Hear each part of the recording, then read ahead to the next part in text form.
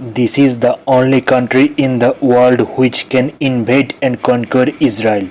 Israel is considered to be one of the countries in the world which can never be invaded and conquerable by any country at any means. No country can invade and conquer Israel. Israel is completely unbeatable, but there is only one country in the world that can invade and conquer Israel completely without any competition and without any problem.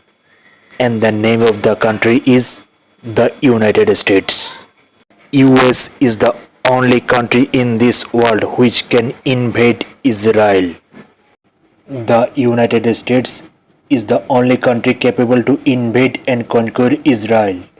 The United States has the ability to manage force worldwide with a large enough army, air force and navy. They have the ability to transport these forces in large numbers and the network of bases to support and supply an invasion.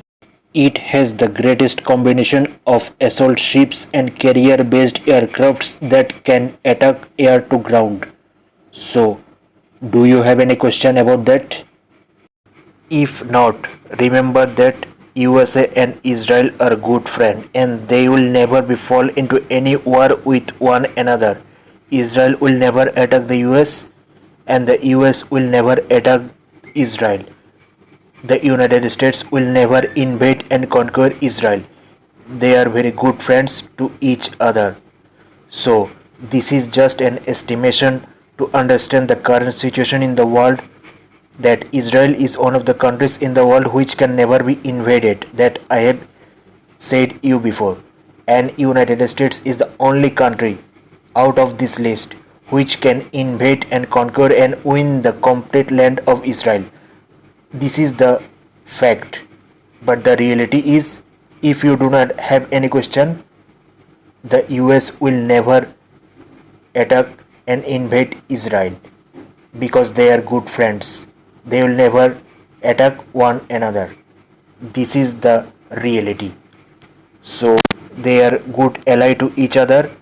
If the war breaks down across the world, they will help each other.